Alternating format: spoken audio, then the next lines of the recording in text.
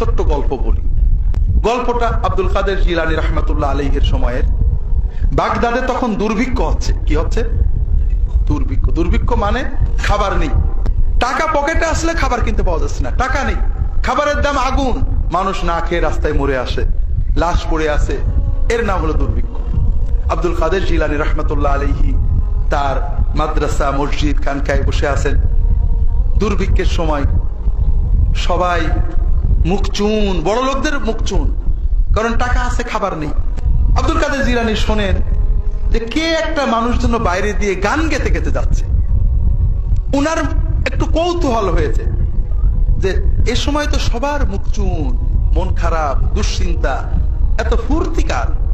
দেখেন যে একটা যুবক ছেলে ডাকছে, বাবা এসো তো। সালাম কালাম হয়েছে। বাবা, বাগদাদের সওদাগর, ধনী, আমির, ওমরা সবার মুখ চুন, তোমার এত ফুর্তি কেন, এত গান?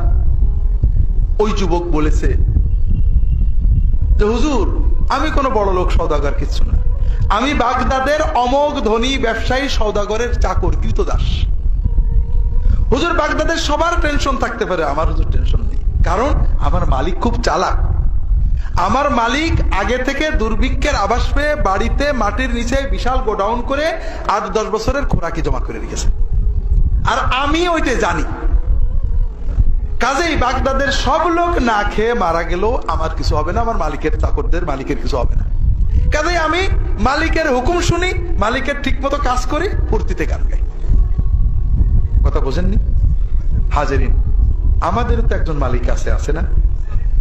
তারও তো একটা ভান্ডার আছে, আছে না? তাহলে আমাদের টেনশন কেন?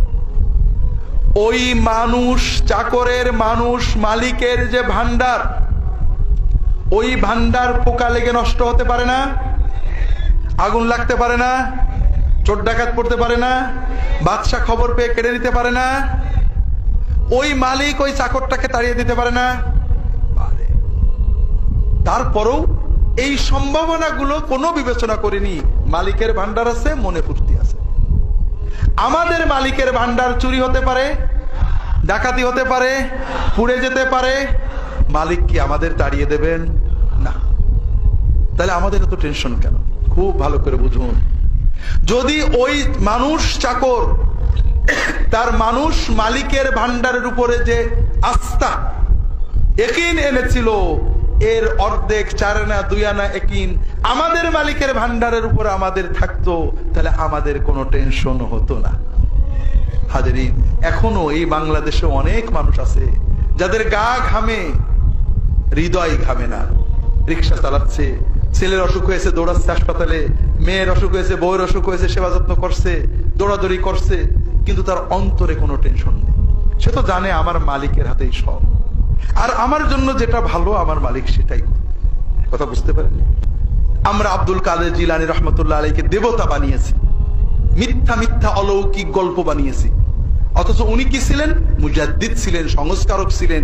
এই যে ইমান হারা মুসলমানদের কুসেটারা দখল করেছে, এদের ভিতরে ইমান উজ্জীবিত করেছেন, উনি ওয়াজ করেছেন, মুসলমানদেরকে আখিরাতমুখী করেছেন। আর উনারই মতো আবেদদের, মুজাদ্দিদদের ওয়াজ নসিহত চেষ্টার ফলে সালাউদ্দিন আইয়ুবের মতো মানুষ তৈরি হয়েছে, এবং 100 বছরের মাথায় ক্রুসেদারদেরকে বিতাড়িত করা হয়েছে।